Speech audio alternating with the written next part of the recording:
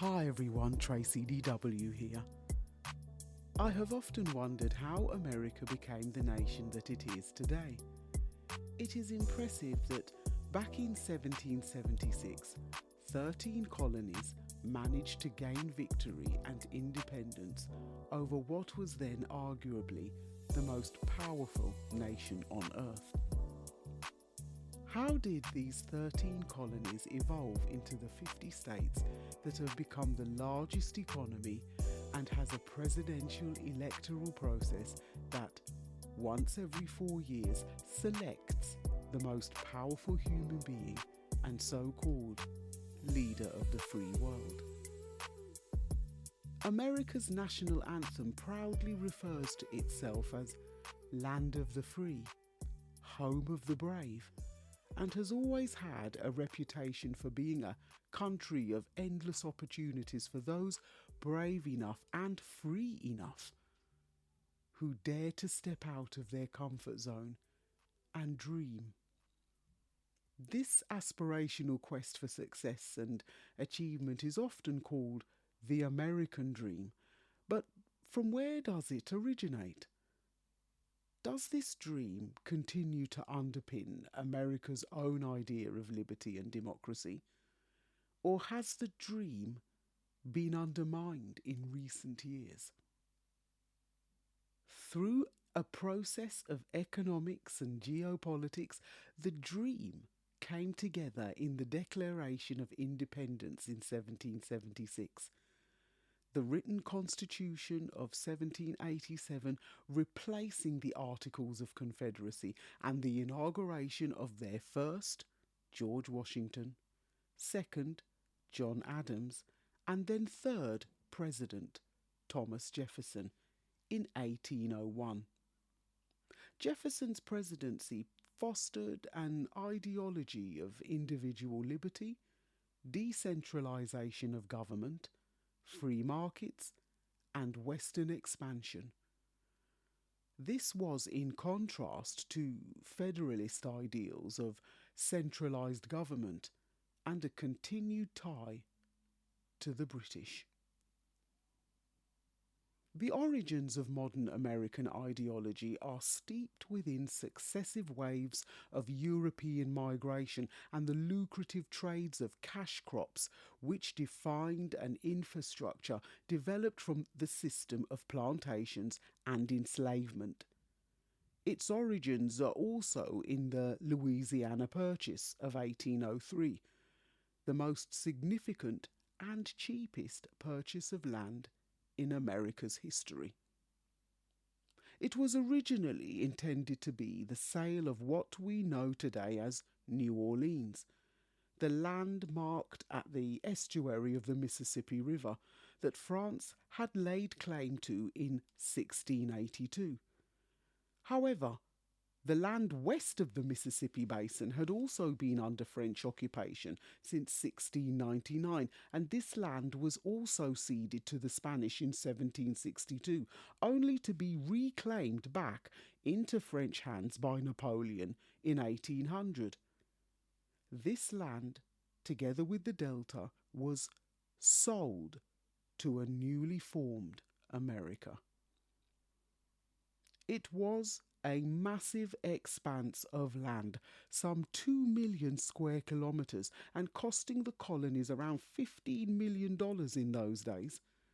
This major purchase enabled the 13 colonies to expand their borders as far west as the Rocky Mountains, established by the Adams-Onis Treaty in 1819, and as far north as Canada, adjusted by the Anglo-American Convention or Treaty of 1818. This purchase also gave free access to trade along the Mississippi River and through its port into the lucrative markets of the Caribbean, and added another 13 states to the existing colonies. The War of 1812 and the Civil War from 1861 to 1865 highlighted opposing views on slavery as well as liberty, creating disputes between the northern and southern colonies on whether slavery was to be extended into these new territories.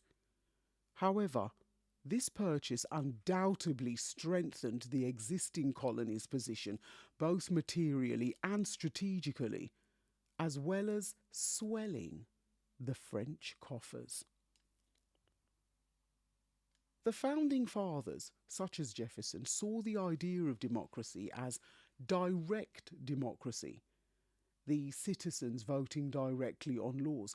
But since many feared that this was unstable, a constitutional republic was designed instead, and from this developed the processes of elected representatives, separation of powers, and checks and balances, and protection of minority rights against majority rule. The US Constitution of 1787 doesn't actually use the word democracy at all. Instead, it creates what the founders called a republican form of government.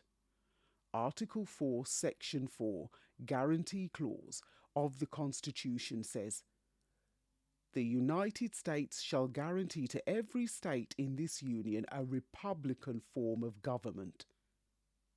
This is the closest that the Constitution comes to defining the political system. It guarantees republicanism, not explicitly democracy. The preamble says, "We, the people of the United States, in order to form a more perfect union," establishes a kind of popular sovereignty, government authority coming from the people.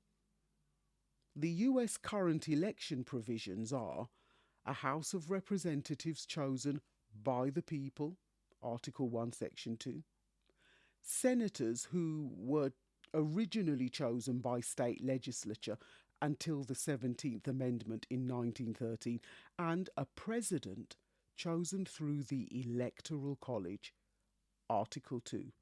So, the Constitution sets up a representative democracy, a republic, rather than a direct democracy. And over time, later amendments to the Constitution expanded to bring the US closer to a more broad-based democracy.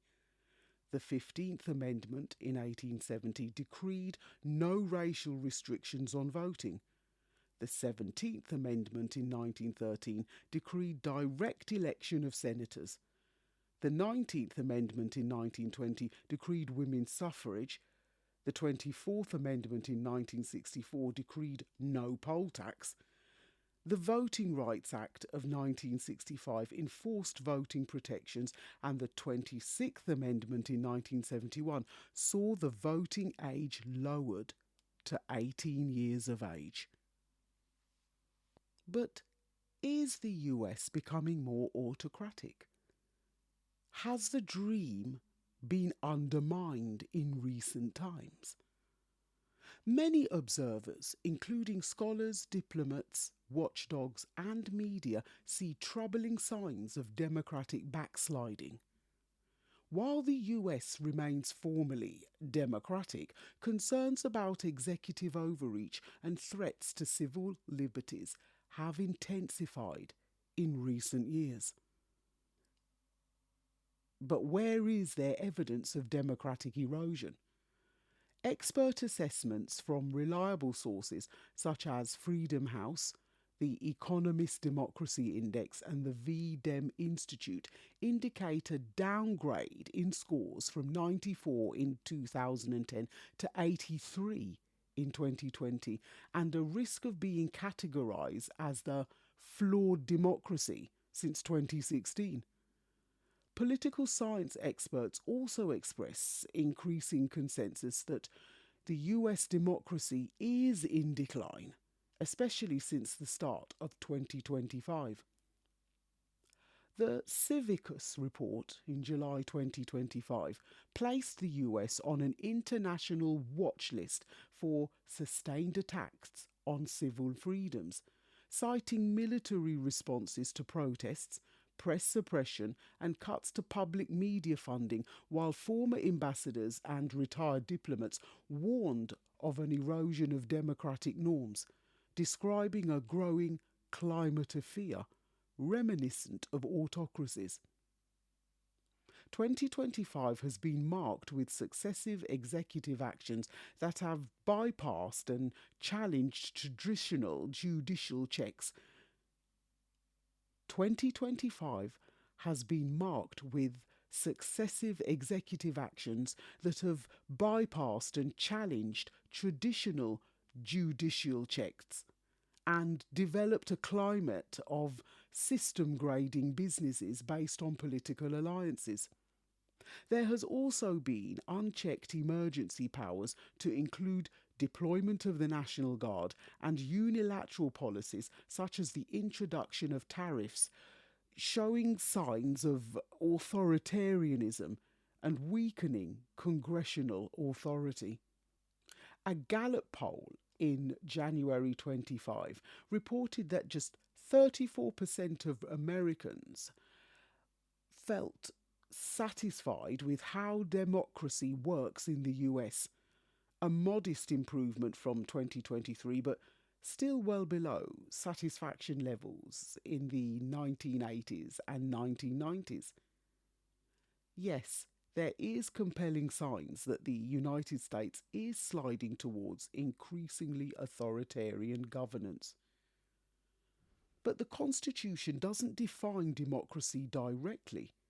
Instead, it defines a republican system of representative government rooted in popular sovereignty, limited by law and structured by checks and balances. Over 2 centuries, amendments and practices have expanded that system into what we today recognise as American democracy. With growing concerns about executive aggrandizement, the weakening of institutions, erosion of civil liberties, and democratic legitimacy, is America brave enough to implement the civic resistance and the institutional reform needed to retain its status as a land of the free? Will America ever be able to awake from its potential nightmare and dream once again?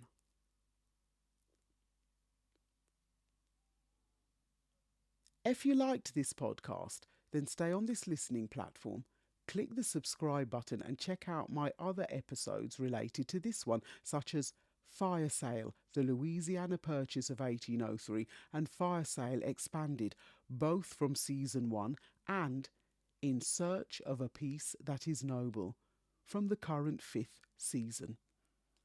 And don't forget what I call the heart and soul of the Stories to be Told movement, my stories or poetic narratives, Caribbean Wind, Caribbean Rush, Nights at the Round Table, the Berlin Conference 1884, and Gone with the Wind, Macmillan's Speech for Change. These are all available on the website in paperback, on Amazon in Kindle format and in ebook format at Apple Books and all other digital platforms.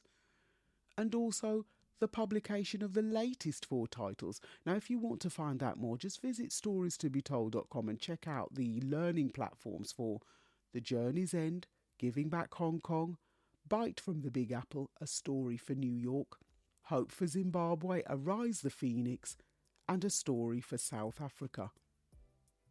If you'd like to sign up to my email list, visit the website where you can opt in and receive your free samples of my first 4 titles.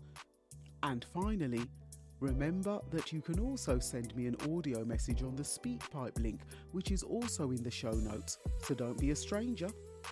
Feel free to like, follow and share us on social media when you visit the website. Just click onto whichever social media link you would like to follow us on.